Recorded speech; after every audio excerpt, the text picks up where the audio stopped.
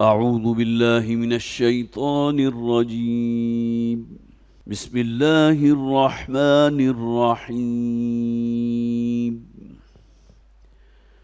وإذ أخذنا ميثاق بني إسرائيل لا تعبدون إلا الله وبالوالدين إحسانا وذي القربى واليتامى والمساكين وقولوا للناس حسنا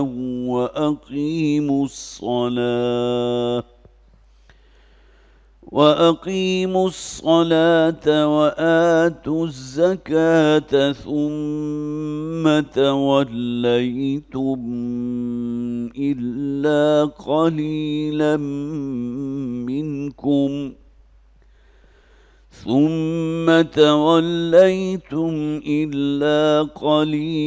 منكم وأنتم معرضون.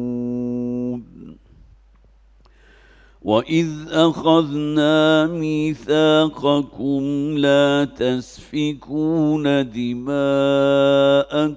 ولا تخرجون أنفسكم من دياركم ثم أقررتم وأنتم تشهدون. ثم أنتم هؤلاء تقتلون أنفسكم وتخرجون فريقا منكم من ديارهم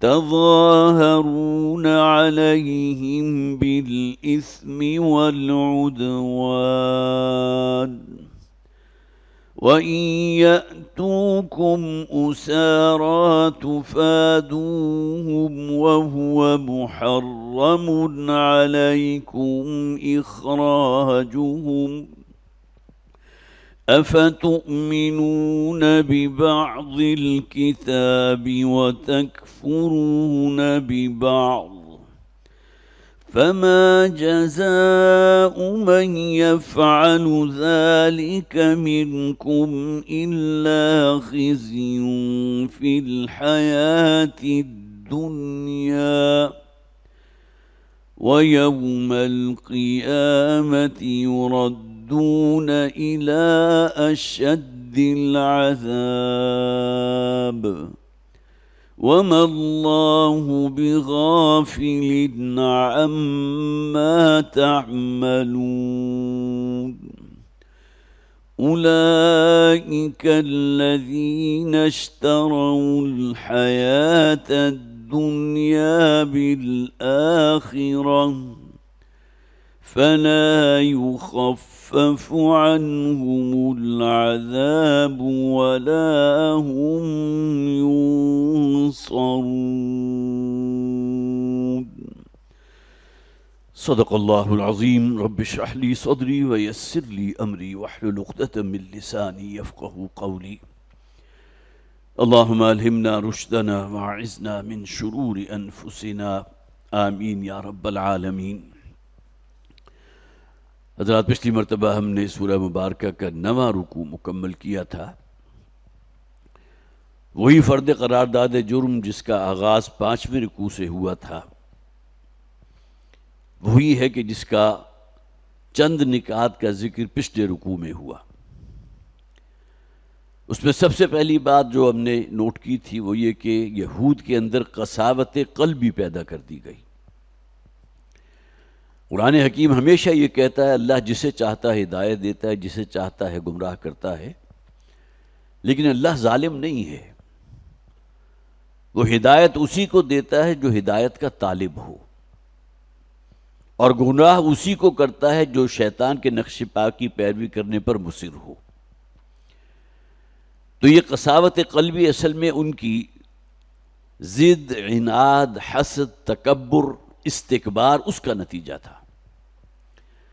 जैसा कि मैंने अर्ज़ किया था, जब क़िस्सा आदम इब्लीस हम पढ़ रहे थे وَإِذْ قُلْنَا لِلْمَلَائِكَةِ اسْجُدُوا لِآدَمَ فَسَجَدُوا إِلَّا إِبْلِيسَ أَبَى وَاسْتَكْبَرَ وَكَانَ مِنَ الْكَافِرِينَ، سجدہ کرنے سے انکار کیا اس نے اور استکبار اختیار کیا، تکبر، گھمنڈ اور غرور، اپنا بڑھیا ہونے کا احساس۔ آدم کو تو نے مٹی سے پیدا کیا، متعفن گارے سے پیدا کیا، جبکہ میری پیدائش جو ہے وہ آگ کی لپٹ سے ہوئی ہے، تو میں تو اسے سجدہ نہیں کروں گا۔ تو یہی استکبار جو ہے بدرجہ اتم یہود میں بھی موجود تھا۔ اپنے آپ کو سمجھتے تھے کہ ہم اللہ کے بیٹوں کی مانند ہیں، نحن ابناء اللہ واحباہ۔ پھر زوم یہ بھی تھا کہ ہمیں تو جہنم میں ڈالا نہیں جائے گا، اگر ڈالا بھی گیا تو ایام معدودہ، گنتی کے چند دن۔ اور جیسا کہ میں نے حضرت عبداللہ ابن عباس رضی اللہ تعالیٰ عنہ کی روایت کا حوالہ دیا تھا، وہ فرماتے ہیں ان کا یہ عقیدہ تھا کہ یہودیوں میں جو بھی فاسق ترین شخص بھی اگر ہوا، بدترین شخص، اسے بھی صرف 7 دنوں کے لیے جہنم میں ڈالا جائے گا۔ اب یہ تمام ان کے مذمومہ عقائد تھے کہ جو ہم مسلسل پڑھتے چلے آ رہے ہیں۔ قساوت قلبی، ثم قست قلوبکم فہی کالحجارۃ او اشد قسوۃ۔ اے بنی اسرائیل کے لوگوں، پھر تمہارے دل سخت ہوئے اور وہ سختی میں پتھروں سے بھی آگے نکل گئے۔ ایک بڑا خوبصورت واقعہ حضرت ابوبکر صدیق رضی اللہ تعالیٰ عنہ کی زندگی کا، ان کے دور خلافت کا، بہت مختصر دور خلافت تھا، تقریباً 2.5 برس۔ ایک موقع پر انہیں معلوم ہوا کہ ایک قبیلہ کہیں باہر سے، ظاہر ہے کہ عرب جو ہے بڑی وسیع سرزمین تھی، تو وہاں سے آیا ہوا ہے، مدینہ کے مضافات میں ٹھہرا ہے۔ تو اس قبیلے کے چند لوگ جو ہیں وہ حضرت ابوبکر صدیق رضی اللہ تعالیٰ عنہ کی خدمت میں حاضر ہوئے۔ ان کے سامنے قرآن حکیم کی تلاوت کی گئی، جیسا کہ آج بھی ہوتا ہے، اگر کہیں کوئی مجلس ہو، کوئی محفل ہو، تو عام طور پر کہا جاتا ہے کہ اس کی ابتدا جو ہے اللہ کے کلام سے ہونی چاہیے۔ کہیں بچوں کا معاملہ اجتماع کا ہو گیا تو ان میں بھی کسی بچے سے کہا جاتا ہے کہ تم قرآن پڑھ کر سناؤ، بڑی اچھی بات ہے۔ اس لیے کہ حضور نے فرمایا جس محفل میں اللہ کا ذکر نہ ہو، اللہ کے رسول صلی اللہ علیہ وسلم پر درود و سلام نہ ہو، تو محفل ایک اعتبار سے خالی رہتی ہے۔ تو جب تلاوت قرآن حکیم ان کے سامنے کی گئی تو ان لوگوں کی آنکھوں سے آنسو بہنے لگے، جیسا کہ قرآن بھی کہتا ہے نا، وَإِذَا سَمِعُوا مَا أُنزِلَ إِلَى الرَّسُولِ تَرَىٰ أَعْيُنَهُمْ تَفِيضُ مِنَ الدَّمْعِ۔ جو اللہ نے نازل کیا، جب سنتے ہیں یہ لوگ تو ان کی آنکھوں سے آنسو بہ نکلتے ہیں بے اختیار۔ تو اس موقع پر حضرت ابوبکر صدیق رضی اللہ تعالیٰ عنہ نے فرمایا تھا، ہَكَذَا كُنَّا حَتَّى قَسَتِ الْقُلُوبُ۔ ہمارا بھی یہی معاملہ ہوتا تھا کہ جب قرآن ہمیں پڑھ کے سنایا جاتا تھا تو ہماری آنکھیں بھی بہہ نکلتی تھی، آنسو رواں ہو جاتے تھے، یہاں تک کہ ہمارے دل سخت ہو گئے۔ حضرت ابوبکر صدیق رضی اللہ تعالیٰ عنہ سے بڑھ کر نرم دل کس کا ہوگا؟ انتہائی رحیم، انتہائی شفیق، انتہائی نرم دل۔ تو حتی قست القلوب، یہاں تک کہ ہمارے دل سخت ہو گئے۔ اسی طرح حضور نے فرمایا من یحرم الرفق فقد حرم الخیر کلہ۔ جو شخص بھی دل کی نرمی سے محروم کر دیا گیا وہ ہر نوع کے خیر سے محروم کر دیا گیا۔ اپنے کسی مسلمان بھائی کو دیکھ کر، تکلیف میں دیکھ کر، کسی مصیبت میں مبتلا دیکھ کر اگر آپ کا دل پسیجتا نہیں ہے، گویا کہ آپ سخت دل کے مالک ہیں، تو نبی اکرم صلی اللہ علیہ وسلم نے فرمایا کل کا کل خیر آپ سے لے لیا گیا۔ من یحرم الرفق فقد حرم الخیر کلہ۔ پھر دوسری بات جو ہم نے پڑھی تھی، تورات کی عبارات میں انہوں نے تحریف کی۔ افتطمعون ان یؤمنوا لکم وقد کان فریق منہم یسمعون کلام اللہ ثم یحرفونہ من بعد ما عقلوہ وہم یعلمون۔ اے مسلمانوں، کیا تم سمجھتے ہو یہود تم پر ایمان لے آئیں گے، تمہارے رسول کو اللہ کا رسول مان لیں گے؟ جبکہ یہ وہ لوگ ہیں کہ جو اپنے کانوں سے اللہ کے کلام کو سنتے ہیں۔ اب محذوف یہ ہے کہ ان کا دل بھی گواہی دیتا ہے بات صحیح ہے جو کہہ رہے ہیں محمد صلی اللہ علیہ وسلم۔ ثم یحرفونہ من بعد ما عقلوا، اور اس کے بعد خوب جانتے بوجھتے اس کتاب میں تحریف کر دیتے ہیں۔ یہاں اصل اشارہ ہوتا ہے یہود کی طرف سے جو تحریف ہوئی تھی تورات کے اندر۔ پھر یہ کہ ان کے علماء جو ہے وہ سادہ لو یہودیوں سے یہ کہتے تھے کہ تمہیں تو معلوم ہے ہماری کتاب میں کیا لکھا ہوا ہے، محمد رسول اللہ صلی اللہ علیہ وسلم کی آمد کا ذکر بھی ہے، پیشین گوئیاں بھی ہے، آپ کا حلیہ مبارک بھی ہے۔ تو دیکھو ہماری باتیں جو ہیں لے جا کر وہاں مسلمانوں کے کہیں گوش گزار نہ کرنا، اس لیے کہ یہ تو گویا کہ ان کے ہاتھ میں بہت بڑی دلیل ہو جائے گی، اور اس بات کو بطور حجت تمہارے لیے تمہارے خلاف استعمال کریں گے کہ تمہاری اپنی کتابوں میں لکھا ہوا تھا، اس کے باوجود تم نے انکار کیا۔ اتحدثونہم بما فتح اللہ علیکم، اللہ نے جو شے تم پر واضح کر دیا تمہاری کتابوں کے ذریعے، تورات کے ذریعے، کیا تم وہی باتیں بتانا چاہتے ہو مسلمانوں کو؟ اسی طرح ان کا یہ جو تھا لن تمسنا النار الا ایام معدودات، اور پھر آخر میں جو آیت ہم نے پڑھی تھی بلا من کسب سیئۃ واحاطت به خطیئته فاولئک اصحاب النار هم فیہا خالدون، وہ شخص کہ جو کسی ایک بڑے گناہ کو کماتا ہے اور پوری زندگی وہ گناہ جو ہے اس کی زندگی میں شامل رہتا ہے، تو وہ تو پھر جہنمی ہے، پکا جہنمی ہے۔ اولئک اصحاب النار هم فیہا خالدون۔ اگرچہ یہاں مراد اکثر و بیشتر لیا گیا ہے شرک، کہ جو شخص شرک میں ملوث ہے اور شرک کو چھوڑنے کو تیار نہیں ہے اور مرتے دم تک اسی شرک پر قائم رہتا ہے، اس کا ذکر ہو رہا ہے۔ لیکن بہرحال یہاں خطیئۃ کہا گیا، بلا من کسب سیئۃ واحاطت به خطیئته، سیئۃ کہا گیا، یہ نکرہ جو ہے کسی بڑے گناہ کے لیے بھی آ سکتا ہے، گناہ کبیرہ۔ اب آئیے 10واں رکوع جو شروع ہو رہا ہے، وَإِذْ أَخَذْنَا مِيثَاقَ بَنِي إِسْرَائِيلَ لَا تَعْبُدُونَ إِلَّا اللَّهَ۔ اب دیکھیے تورات کی تعلیمات جو الواح کی شکل میں حضرت موسیٰ علیہ السلام کو عطا کی گئی تھی، تختیوں پر لکھی ہوئی،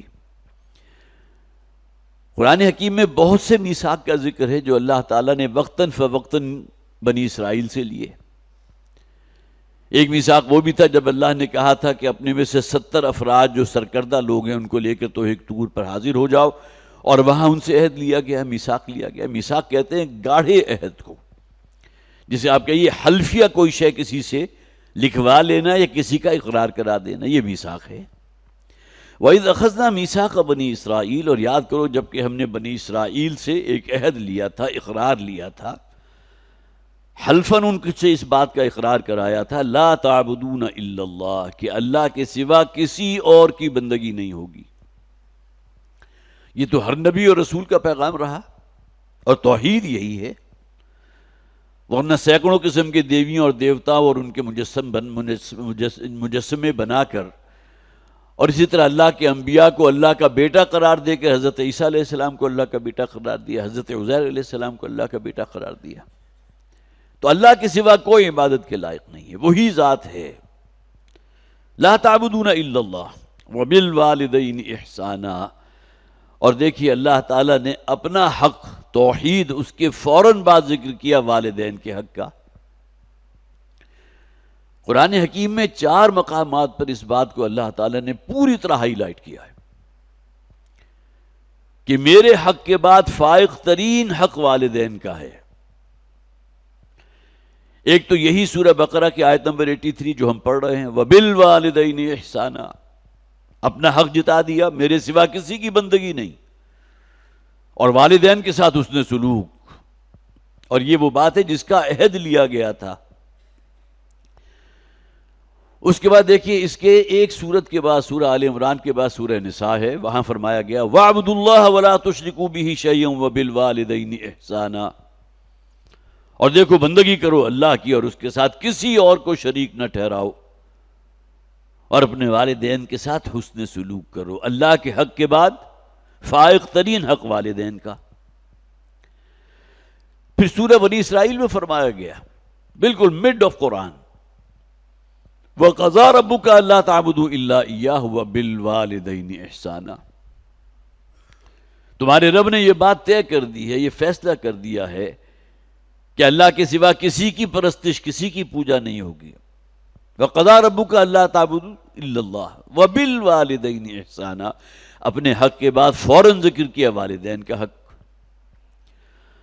اور پھر سورہ لقمان کے اندر پھر واضح کر دیا گیا انشکر لی ولی والدیک، حضرت لقمان کا ذکر کیا گیا، اللہ نے انہیں حکمت اور دانائی عطا فرمائی تھی، وَلَقَدْ آتَيْنَا لُقْمَانَ الْحِكْمَةَ أَنِ اشْكُرْ لِلَّهِ، اور اس کے بعد والدین کے بارے میں فرمایا گیا وَوَصَّيْنَا الْإِنسَانَ بِوَالِدَيْهِ حَمَلَتْهُ أُمُّهُ وَهْنًا عَلَى وَهْنٍ، وہاں خاص طور پر والدین میں سے والدہ کے حق کو جو ہے وہ حضور کی ایک حدیث کے مطابق 3 گنا قرار دے دیا گیا، اور یہ حدیث موجود ہے ذخیرہ جو کتب ہے احادیث کی، اس میں کہ ایک صحابی حضور کی خدمت پہ حاضر ہوئے تو آ کر عرض کیا تھا اے اللہ کے رسول، مجھ پر سب سے بڑھ کر حق کس کا ہے؟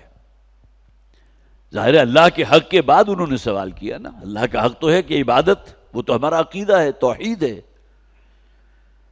تو سب سے بڑھ کر کون ہے جو میرے حسن سلوک کا مستحق ہے، جس کے پاس استحقاق ہے؟ نبی اکرم صلی اللہ علیہ وسلم نے فرمایا تمہاری ماں، دوسری مرتبہ پھر پوچھا، پھر فرمایا تمہاری ماں، تیسری مرتبہ پھر سوال کیا اور پھر حضور نے فرمایا تمہاری والدہ، تمہاری ماں، چوتھی مرتبہ پوچھنے پر حضور نے فرمایا تمہارے والد، تمہارا باپ۔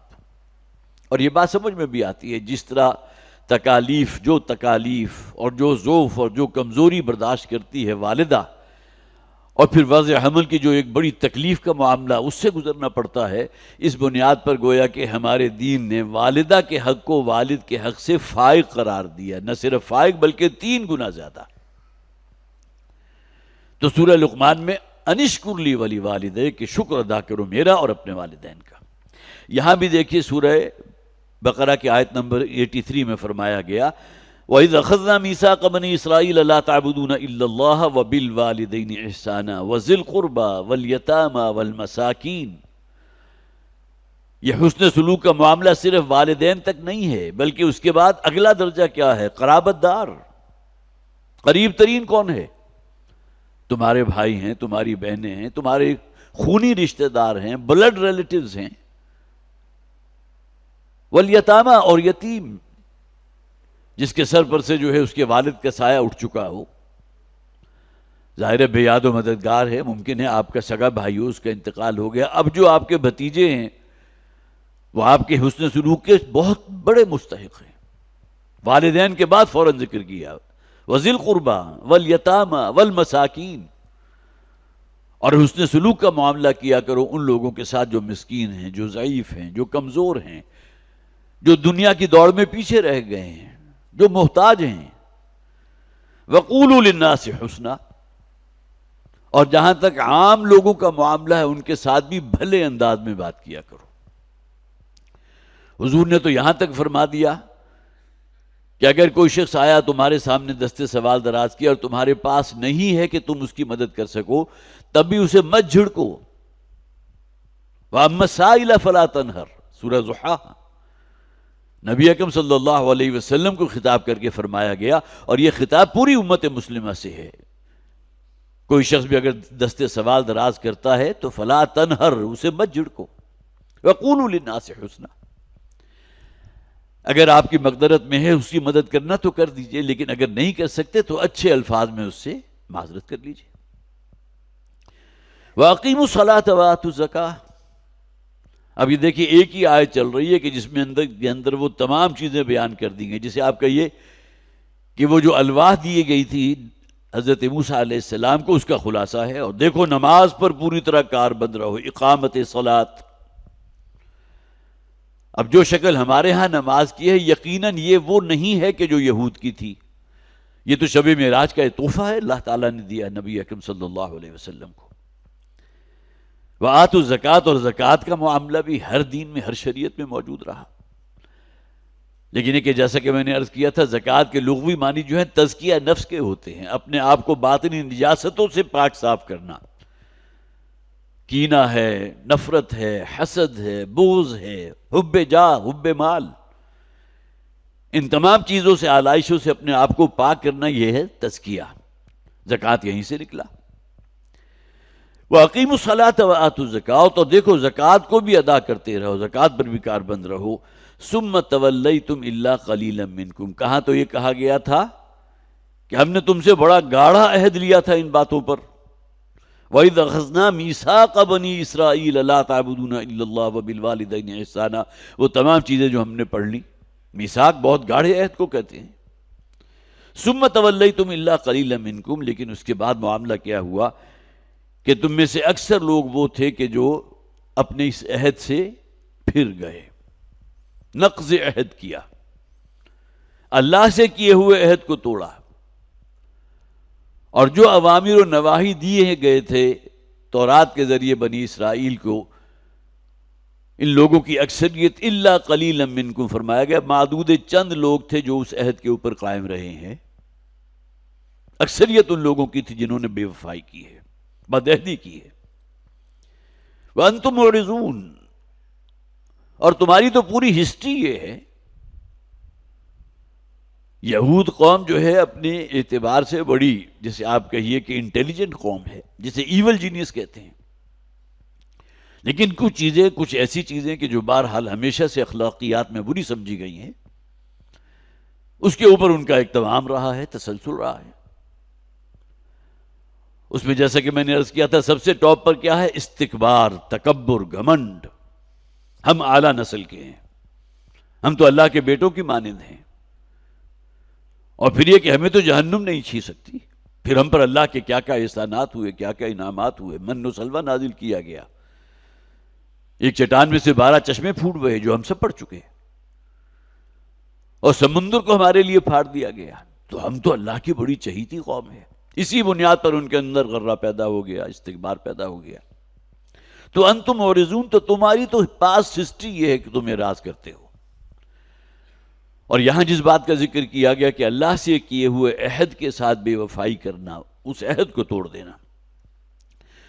وَإِذْ أَخَذْنَا مِيثَاقَكُمْ لَا تَسْفِكُونَ دِمَاءَكُمْ. دیکھیے اب یہ 2 آیات ہیں جن میں 4 چیزیں ہیں کہ جو عہد لیے گئے تھے ان یہود سے.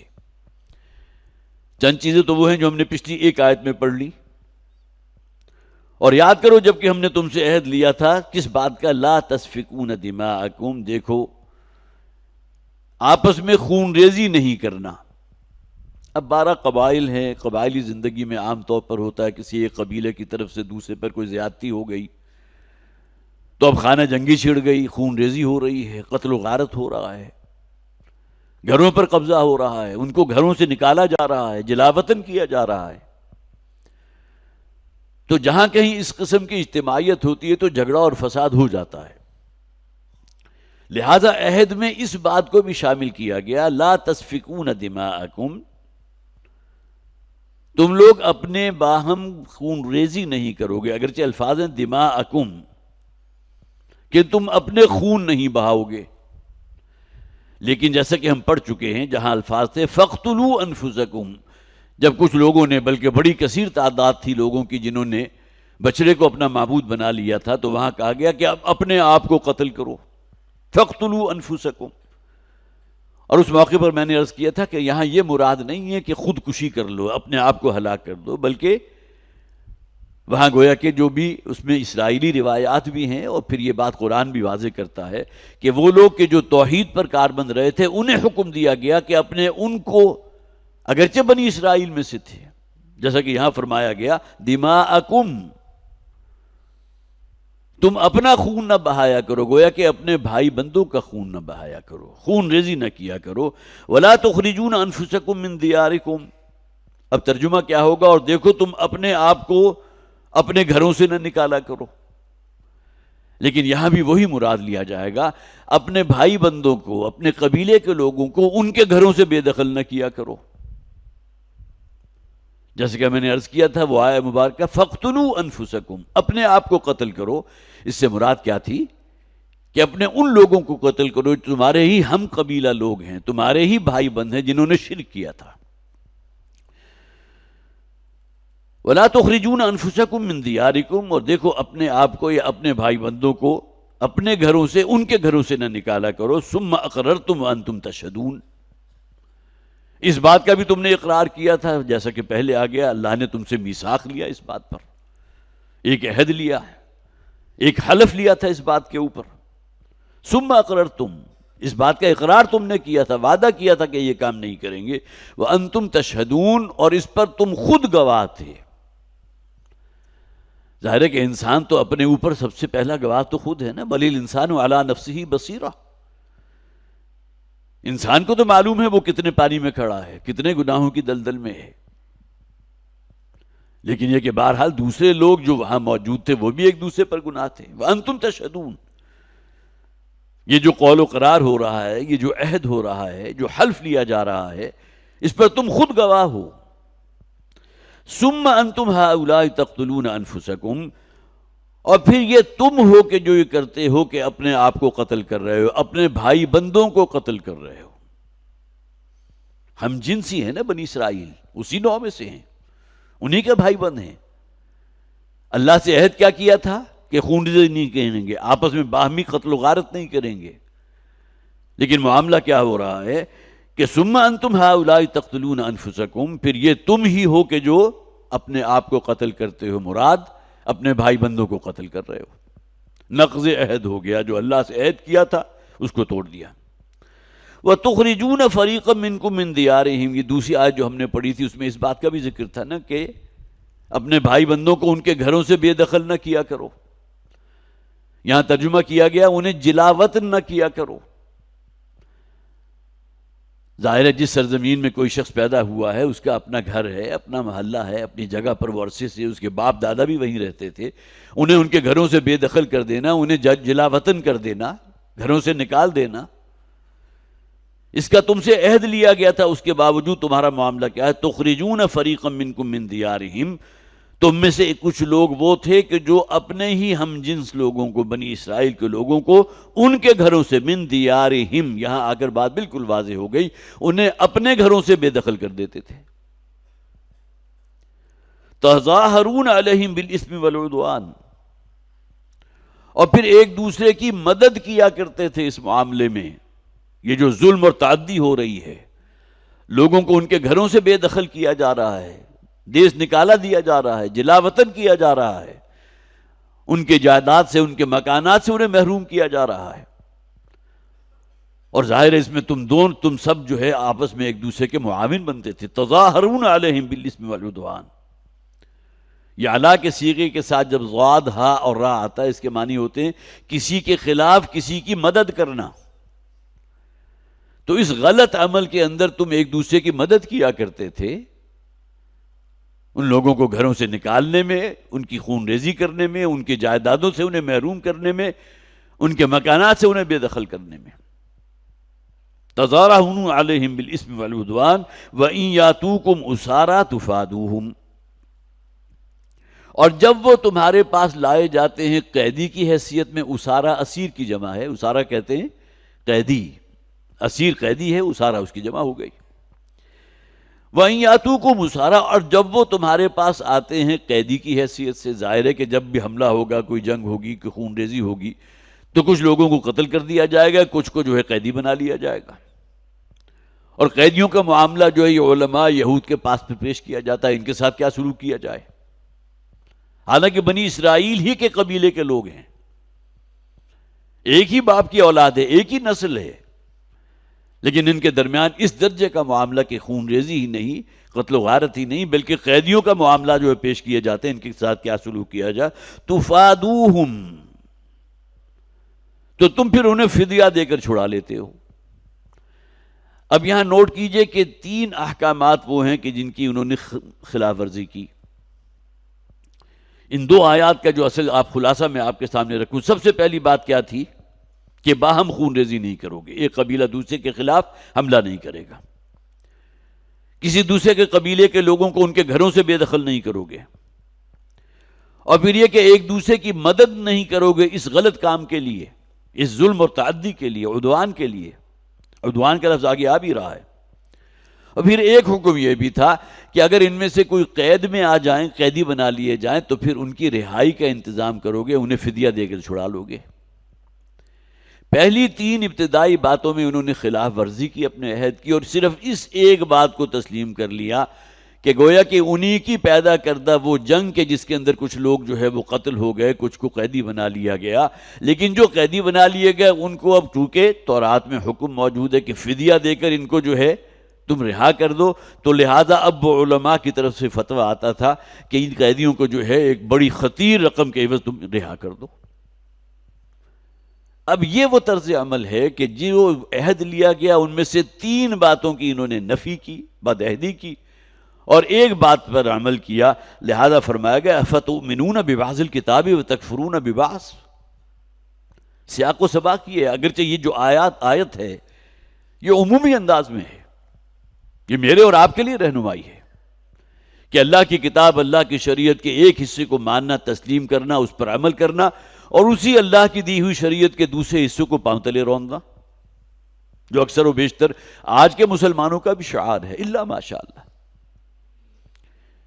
کچھ مختلف ایریاز ہیں کہ یہ بات تو وہ ہے کہ جس پہ ہم عمل کریں گے اللہ کے حکم پر، اللہ کے رسول کے حکم پر، لیکن جہاں تک معاملہ ہماری معاش کا ہے، ہماری معاشرت کا ہے، ہماری کمائی، ہماری روزی، ہمارا رزق، اس میں ہم اپنی منمانی کریں گے، سودی لین دین بھی کریں گے، سب کچھ ہوگا. اور پھر یہ جو بنیادی اخلاقیات اسلام کے ہیں، جھوٹ نہ بولو، کسی کو دھوکہ نہ دو، ملاوٹ نہ کرو، کسی کے ساتھ بدعہدی نہ کرو، وعدہ کیا ہے تو اس کو پورا کرو، ادب اور احترام کرو، فوش گوئی نہ کرو، اس حمام کے اندر سب ننگے الا ماشاء اللہ. تو عمومی اطلاق جو ہے ان الفاظ کا آج بھی ہوگا، اور 1400 برس، 1450 برس سے بھی ہوتا چلا آ رہا ہے. لیکن سیاق و سباق، جس سیاق و سباق میں یہ الفاظ نازل ہوئے ہیں، وہ اصل میں یہودیوں کا وہ طرز عمل تھا. عہد ان سے لیا گیا، میثاق لیا گیا. 3 معاملات میں انہوں نے خلاف ورزی کی، بدعہدی کی، اور صرف ایک معاملے میں جہاں ان کی منفعت تھی کہ اب قیدی آ چکے ہیں تو ان سے خطیر رقم لے کر ان کو آزاد کر دو.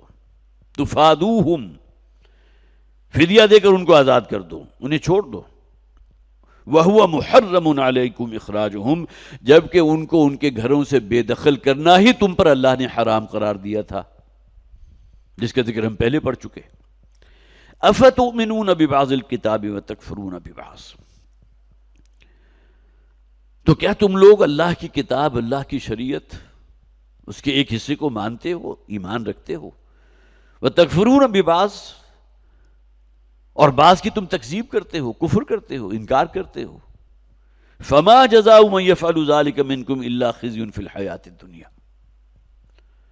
تو کیا بدلہ ہوگا، یا یہ کہ نہیں بدلہ ہو سکتا کسی ایسے شخص کا جو یہ کام کرے کہ کچھ چیزوں کو اپنے لیے جو ہے وہ ٹھیک ہے، جس پر عمل کرنا آسان ہے اس پر تو عمل کرے، اور جس پر عمل کرنا ذرا مشکل ہے اس کو چھوڑ دے، ترک کر دے. الا خزي في الحیاۃ الدنیا، مگر یہ کہ دنیا کی زندگی میں انہیں ذلت اور رسوائی ان پر تھوپ دی جائے. وَيَوْمِ الْقِيَامَةِ يُرَدُّونَ إِلَىٰ أَشَدِّ الْعَذَابِ، اور قیامت کے دن شدید ترین عذاب میں جھونک دیا جائے. دیکھیں یہودیوں کے خاص پس منظر میں، جیسا کہ میں نے عرض کیا تھا، اب یہاں چونکہ فرد قرارداد جرم ہے یہود کی، ان کا ذکر ہو رہا ہے، لیکن مفسرین نے یہی ان آیات میں گویا کہ جب یہ آیات نازل ہو رہی تھی، مدینہ میں نازل ہوئی، سورہ بقرہ مدنی سورت ہے، تو اس وقت بھی یہود کے 3 قبائل موجود تھے مدینہ کے مضافات میں، سبرز میں،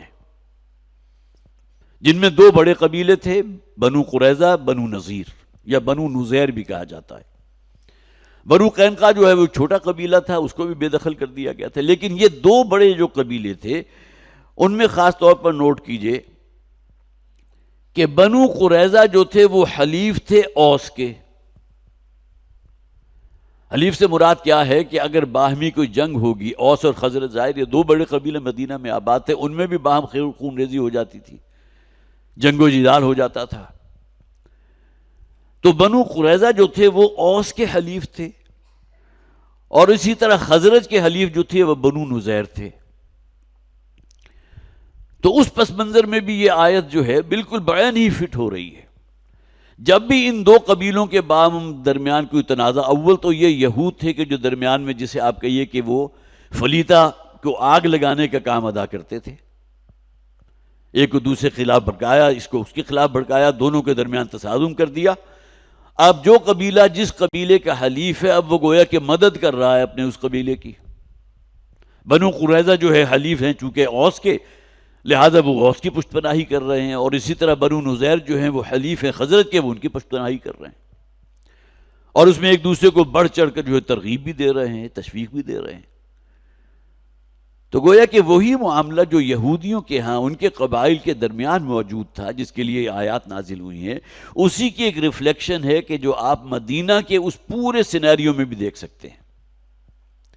یہ دونوں قبیلے حلیف ہیں، دو بڑے قبیلوں کے، اوس اور خزرج کے، اور انہیں جو موقع ملتا ہے باہمی اختلافات کو ہوا دینے کا، باہمی خانہ جنگی کو بھڑکانے کا، ایک دوسرے کے خلاف غلط فہمیاں پیدا کرنے کا، اس کو پوری طرح اویل کرتے ہیں.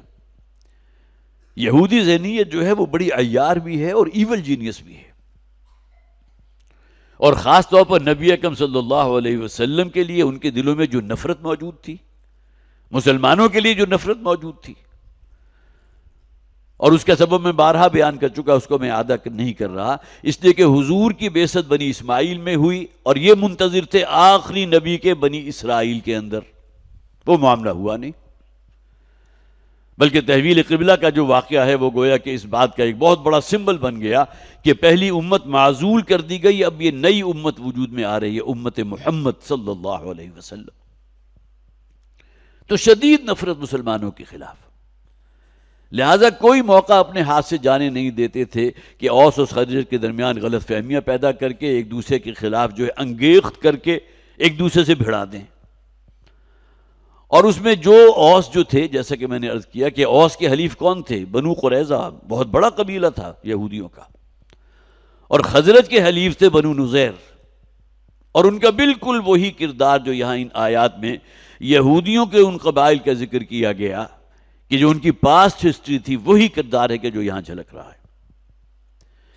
تو افتؤمنون ببعض الکتاب وتکفرون ببعض، اسی اللہ کی دی ہوئی شریعت، اسی نے تم سے عہد لیا، حلف لیا تھا جن باتوں پر، ان میں سے کتنوں سے تم پھر گئے، تم نے نقض عہد کیا، بے وفائی کی اللہ کے ساتھ، اور صرف ایک بات کو لے کر بیٹھ گئے کہ اگر ان میں سے کوئی قیدی آ جائیں تو ان کو فدیہ دے کر ہم چھڑا لیں. یہ اللہ کا حکم ہے. بقیہ معاملات میں اللہ کا حکم یاد نہیں آیا. جیسا کہ میں نے عرض کیا تھا کہ آج بھی مسلمانوں کی عظیم اکثریت جو ہے، معلوم ہوتا ہے یہی ایک ریفلیکشن ہے، کہیں دھندلی کہیں کچھ گہری، کہ ہم نے گویا کہ دین کے حصے بکھرے کر دیے ہیں. کچھ باتوں میں اللہ کا دین جو ہے اسے ہم فالو کریں گے، نماز ہے، کوئی عمرے ہو گئے، کوئی حج ہو گئی، لیکن یہ کہ زندگی کا بہت بڑا دائرہ وہ ہے جہاں اللہ کا حکم، بنیادی اخلاقیات بھی ہمارے ہاتھ سے جاتے رہتے ہیں. تو افتؤمنون ببعض الکتاب وتکفرون ببعض فما جزاء من يفعل ذلك منكم الا خزي في الحیات الدنیا. یہ جو فما ہے تو ما اصل میں یہاں نافیہ بھی ہو سکتا ہے، استفہامیہ بھی ہو سکتا ہے. ما نافیہ کر کے اگر ہم اس کا ترجمہ کریں گے تو نہیں ہے سزا اس شخص کی جو یہ کام کرتا ہے کہ اس دنیا کی زندگی میں اسے ذلیل و خوار کر دیا جائے، ذلت اور رسوائی اس پر تھوپ دی جائے. اور ما استفہامیہ اگر ہم کریں گے تو کیا ہوگی سزا اس شخص کی جو یہ کام کرے جس کا ذکر کیا گیا، افتؤمنون ببعض الکتاب وتکفرون ببعض الا خزي فی الحیات الدنیا. تو کیا سزا ہو سکتی ہے ایسے شخص کی، ایسے لوگوں کی جو یہ کام کریں گے سوائے اس کے کہ انہیں اس دنیا کی زندگی میں ذلیل و رسوا کر دیا جائے. یہ ذلت اور رسوائی تو صرف اس دنیا کی زندگی کی ہے نا. وَيَوْمَ الْقِيَامَةِ يُرَدُّونَ إِلَىٰ أَشَدِّ الْعَذَابِ. یہاں کی تو ذلت اور رسوائی بھی چند روزہ ہوگی، انسان کی اپنی ذات کے ساتھ ہے. اگر وہ خود نہ رہا تو رسوائی اور ذلت جو اس پر تھوپ دی گئی تھی اس کا تو کوئی وجود نہیں ہے. لیکن ایک ابدی زندگی بھی ہے، ایک اخروی زندگی بھی ہے، اور یہ ہمارے بنیادی ایمانیات میں سے ایمان بالآخرہ، بعث بعد الموت، مرنے کے بعد کی زندگی. ان الدار الآخرۃ لہی الحیوان لو کانوا یعلمون. کاش کہ ان لوگوں کے یہ علم اور یہ یقین حاصل ہو جائے کہ اصل زندگی آخرت کی زندگی ہے. تو یوم القیامت یردون الی اشد العذاب. اور قیامت کے دن یہ لوگ لوٹا دیے جائیں گے، پہنچا دیے جائیں گے شدید ترین عذاب میں. جو اللہ سے کیے ہوئے عہد کے ساتھ بے وفائی کرتا ہے. یہاں ضمنی طور پر یہ بات والد محترم بھی اکثر بیان کیا کرتے تھے کہ ایک عہد وہ بھی ہے جو ہم میں سے ہر شخص نماز کی ہر رکعت میں اپنے رب سے کر رہا ہے. اے پروردگار صرف تیری ہی فرما برداری اختیار کریں گے، تیری ہی بندگی کریں گے، تیرا ہی حکم مانیں گے. ایاک نعبد، عبادت میں سب چیزیں آ گئیں.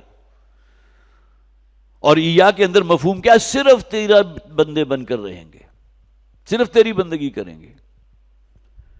اور ساتھ اس بات کو بھی تسلیم کر لیا گیا کہ اللہ کی بندگی پر قائم رہنا کوئی آسان کام نہیں ہے، لہٰذا ہم صرف تجھ ہی سے مدد کے طالب ہیں. وَإِيَّاكَ نَسْتَعِينُ، استعانت کے لیے بھی ہم ہاتھ کھول کر تیری طرف دیکھ رہے ہیں، تیری طرف سے توفیق ملے گی اور ہمارے اندر تو وہ قوت پیدا کرے گا کہ ہم برائیوں کے خلاف، اپنی نفسانی خواہشات کے خلاف ڈٹ کر کھڑے ہو جائیں، جسے نبی اکرم صلی اللہ علیہ وسلم نے افضل جہاد قرار دیا تھا. ان تجاہد نفسک فی طاعت اللہ، اپنی خواہشات نفسانی وہ جو اللہ کی حکم و دولی کی طرف تم کو لے کر جا رہی ہیں، نافرمانی کی طرف لے کر جا رہی ہیں، اس کے خلاف کھڑے ہو جا اور انہیں اللہ کا مطیع فرمان بناؤ. تو یوم القیامت یردون الی اشد العذاب وما اللہ بغافل عما تعملون، اور اللہ تعالیٰ تو غافل نہیں ہے، تمہارا ایک ایک عمل اللہ کے علم میں ہے، وہ خوب اس کے علم میں ہے، جانتا ہے، ایک ایک عمل کا عینی گواہ ہے، وہ کوئی شے بھی اس کی نگاہ سے پوشیدہ نہیں. یا بنی انہا ان تک مثقال حبۃ من خردل، بارہا اس آیت کا حوالہ دیا. انسان کوئی غلط عمل کر رہا ہو، خواہ وہ کتنی ہی تنہائی میں کیوں نہ کر رہا ہو، اسے معلوم ہونا چاہیے کہ اس کا وہ عمل اللہ کے علم سے باہر نہیں ہے، اللہ دیکھ رہا ہے. اولئک الذین اشتروا الضلالۃ اولئک الذین اشتروا الحیاۃ الدنیا بالآخرہ، یہ وہ لوگ ہیں کہ جنہوں نے دنیا کی زندگی خرید لی ہے آخرت کے عوض. یہاں ترجمہ کیا گیا جنہوں نے مول لے لی دنیا کی زندگی کو آخرت کے بدلے.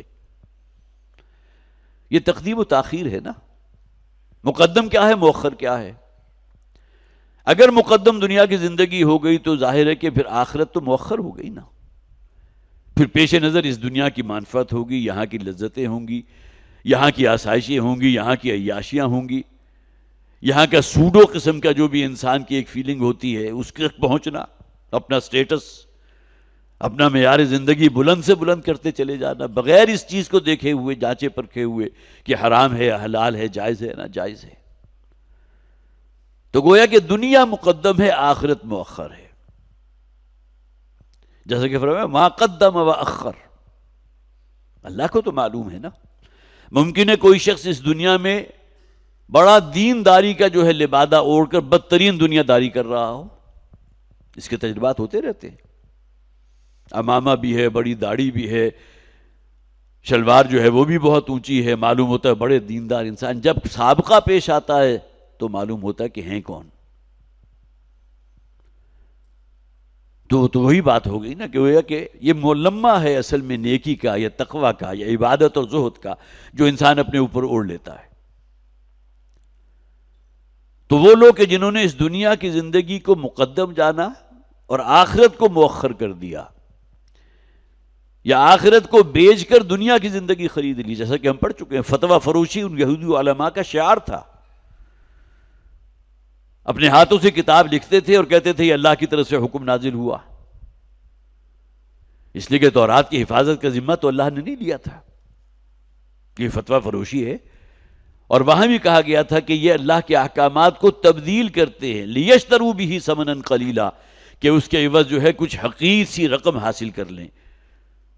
کیا کچھ حاصل کر لیں گے اور کتنا عرصہ ان کے پاس رہے گا، کسی شے کی کوئی گارنٹی نہیں. تو اولئک الذین اشتروا الحیاۃ الدنیا بالآخرہ، یہ وہ لوگ ہیں جنہوں نے دنیا کی زندگی کو خرید لیا آخرت کے بدلے میں. فلا یخفف عنہم العذاب ولا هم ینصرون، تو اب نہ ان کے اوپر سے عذاب میں کوئی تخفیف کی جائے گی. اس دنیا میں ذلت اور رسوائی کا ذکر ہم پڑھ چکے، الا خزی فی الحیات الدنیا.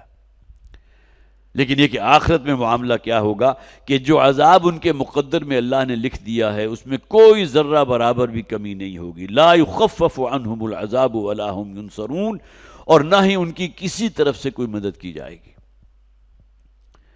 مشرکین عرب جو ہے فرشتوں کو اللہ کی بیٹیاں سمجھتے تھے. وہ سمجھتے تھے کہ ہم شفعاؤنا عند اللہ، یہ اللہ کے یہاں ہماری شفاعت کریں گی. ان کے نام پر ہم جانور قربان کرتے رہے، ان کے نام پر نذرانے کرتے رہے. یہ تمام چیزیں جو ہیں وہ کن کے لیے؟ ان دیویوں اور دیوتاؤں کے لیے، ان مجسموں کے لیے، جن کے بارے میں ان کا عقیدہ یہ تھا کہ یہ اصل میں فرشتے اللہ کی بیٹیاں ہیں، اور ہم ان کی جو پرستش کرتے ہیں، ان کی جو پوجا کرتے ہیں، جو شکلاً ہمارے سامنے دیوی موجود ہے، وہ اس لیے کرتے ہیں کہ یہ ہمیں اللہ کے قریب کر دیں گے، اللہ کے ہاں ہمارے کام آئیں گے، ہماری شفاعت کریں گے۔ وَلَا هُمْ يُنصَرُونَ، کہیں سے ان کی کوئی مدد نہیں ہو سکے گی۔ اور جیسا کہ میں نے عرض کیا تھا، یہ جو شفاعت باطلہ، ایک تو وہ شفاعت ہے کہ جو ان مشرکوں کا عقیدہ تھا، لیکن اسی شفاعت کا ایک جھلک جو ہمیں مسلمانوں میں بھی نظر آتی ہے۔ خوار ہیں، بدکار ہیں، ڈوبے ہوئے ذلت میں ہیں، جو کچھ بھی ہیں تیرے محبوب کی امت میں ہیں، کہ شفاعت مل جائے گی اللہ کے رسول کی، خواہ اس دنیا میں جو کچھ کرتے رہے۔ تو اس شفاعت کی تو نفی قرآن میں بالکل کیٹیگوریکلی کی گئی۔ یوم واتقوا یوما لا تجزی نفس عن نفس شیئا ولا يقبل منها شفاعۃ ولا يؤخذ منها عدل ولا هم ينصرون۔ بچو اس دن سے جس دن کوئی جان کسی کے کام نہیں آئے گی، نہ کسی قسم کی کوئی شفاعت قبول کی جائے گی، نہ کسی سے کوئی عوضانہ یا کوئی فدیہ وصول کیا جائے گا، اور نہ ہی کہیں سے انہیں کوئی مدد فراہم کی جا سکے گی۔ ہاں، شفاعت حقہ ہے، اس کے بارے میں آیت الکرسی جو تمام آیات قرآنیہ کی سردار ہے، من ذا الذی یشفع عندہ الا باذنہ، کون ہے جو کہ اللہ کے حضور کو شفاعت کی جسارت کر سکے مگر صرف اسی کے اذن کے ساتھ۔ لیکن یہ کہ آیا وہ شفاعت اس نوع کی ہوگی کہ تمام امتیوں کے لیے اللہ کے رسول کہہ دے کہ ان سب کو جنت میں داخل کر دیا جائے؟ اس سے بڑی ناانصافی کوئی نہیں۔ دوسروں پر ظلم ہو رہا ہے، زیادتی ہو رہی ہیں، حقوق جو ہے سلب کیے جا رہے ہیں، جائیدادوں پر قبضے ہو رہے ہیں، کون سا عیب ہے کہ جو موجود نہیں؟ لیکن صرف اس بنیاد پر کہ امتی محمد ہیں صلی اللہ علیہ وسلم۔ تو یہ وہ تمام چیزیں ہیں جو ہمارے ہاں عام طور پر ذہنوں میں بہت گہری اتری ہوئی ہیں، اور ان سے کسی طرح اپنے آپ کو محفوظ رکھیں اور دوسروں کو محفوظ کرنے کی فکر کرنا بھی ہمارا کام ہے۔ تو اولئک الذین اشتروا الحیات الدنیا بالآخرہ، یہاں گویا کہ وہی تقدیم و تاخیر آ گئی۔ یہ وہ لوگ ہیں جنہوں نے آخرت کو بیچ کر دنیا کا سودا کر لیا، دنیا کے اوپر قناعت کر دی۔ فلا یخفف عنہم العذاب ولا هم ینصرون، تو نہ ان کے عذاب میں کوئی ذرہ برابر بھی کوئی تخفیف کی جائے گی، اور نہ ہی انہیں کہیں سے کوئی مدد جو ہے انہیں فراہم ہو سکے گی۔ یہاں یہ 10واں رکوع سورہ بقرہ کا مکمل ہوا۔ اب آگے اگلا نیا مضمون شروع ہو رہا ہے، اس پر انشاءاللہ اگلی مرتبہ سے بیان ہوگا۔ بارک اللہ لی ولکم فی القرآن العظیم ونفعنی وإیاکم بالآیات والذکر الحکیم۔